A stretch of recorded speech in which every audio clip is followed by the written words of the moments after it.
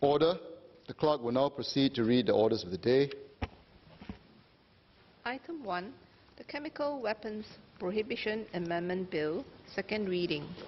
Minister for Foreign Affairs.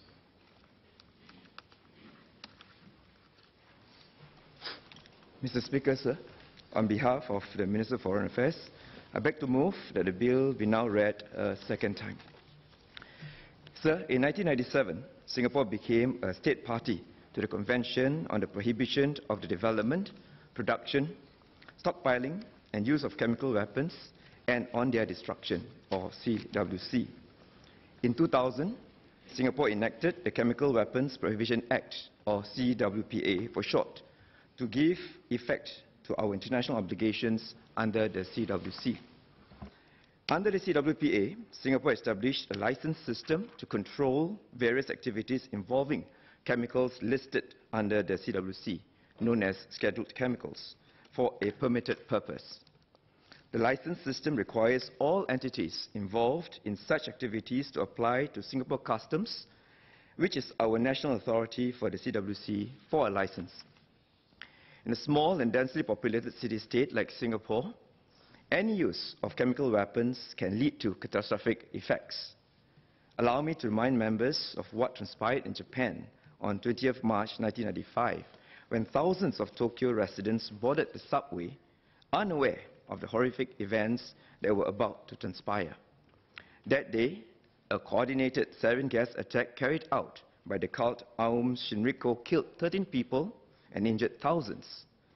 It was later found that in the years leading to the attack, the cult had transported tons of chemical precursors to its laboratory for the manufacture of sarin.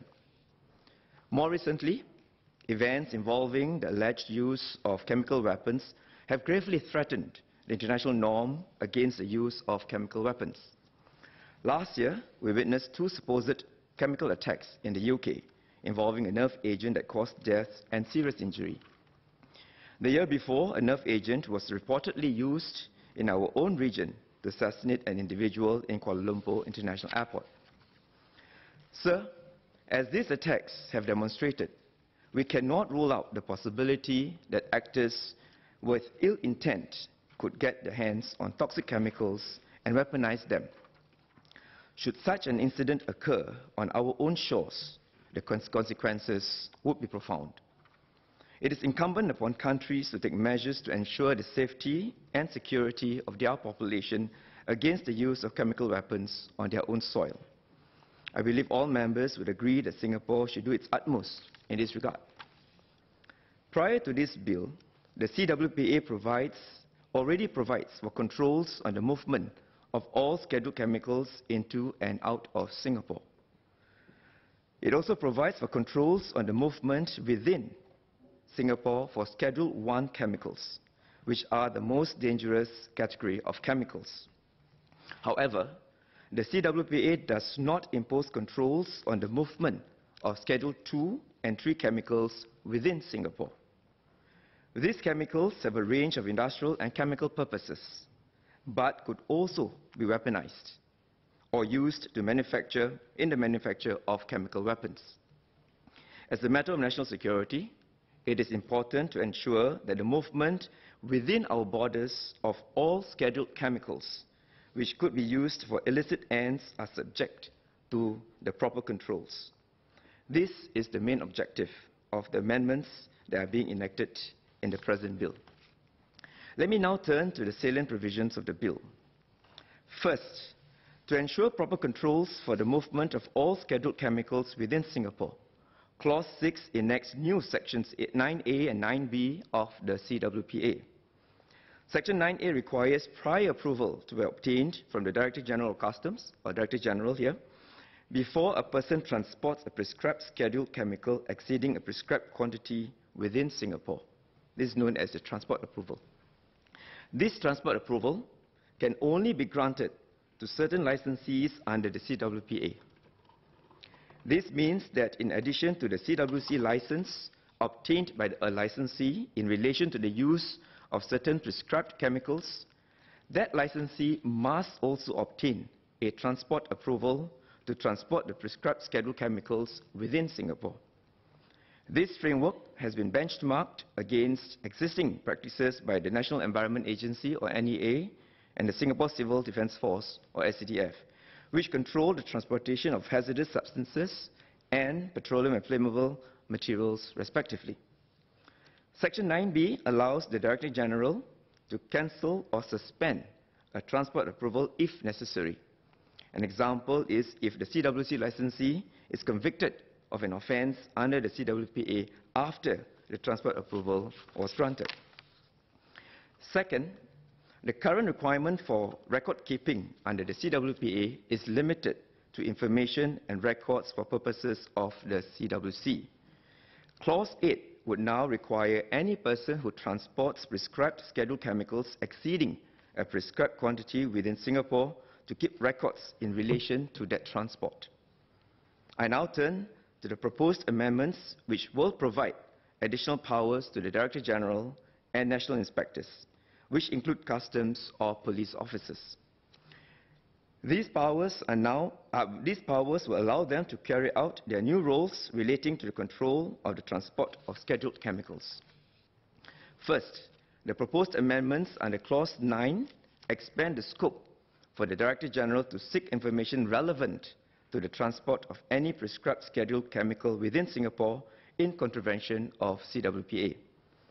The existing CWPA only allows the Director General to seek information with regard to a declaration which Singapore is required to give under the CWC.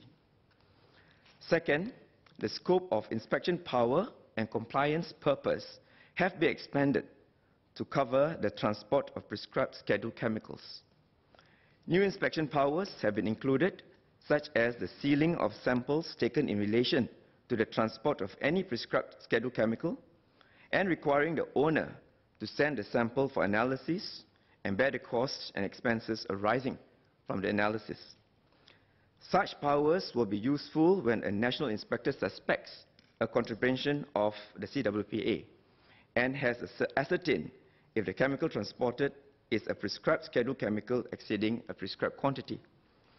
This will help ensure the responsible transport of any scheduled chemical within Singapore in accordance with the CWPA. Other existing powers, such as interviewing persons working on premises, have also been broadened to include persons found within a vehicle. Clause 10 provides for these changes. Third, national inspectors will be empowered to take additional action if they have reason to suspect that a vehicle has been or is being used in contravention of the new Section 9A. The new powers will allow national inspectors to A. Stop and board the vehicle, B. Seize any item from the vehicle which the inspector reasonably believes to be the subject matter of or connected with the commission of an offence under Section 9A, and C. Arrest an individual under certain circumstances. Clause 12 provides for these changes. In the event that any item is seized, Clause 12 allows the Director General to determine the premises for its storage. The owner must bear the reasonable costs and expenses arising from this storage. This ensures that safe and secure premises are used to store the seized items which may contain chemical weapons.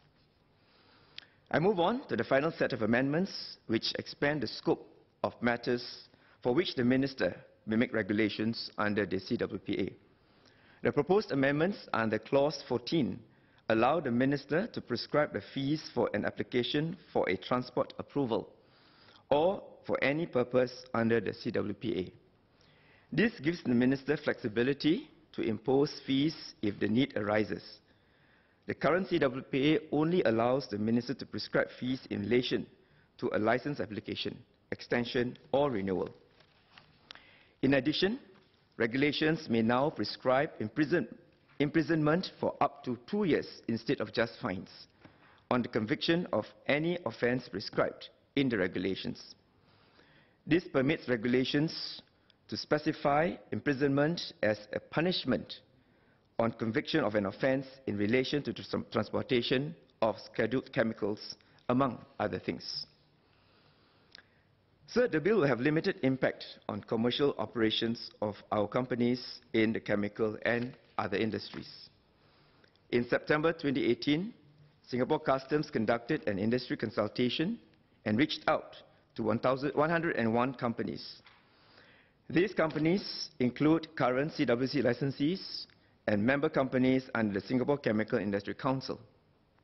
Based on feedback received, the companies were generally amenable to the proposed amendments. The companies also submitted suggestions, most of which were accepted and incorporated into the proposed amendments. Mr. Speaker, I beg to move.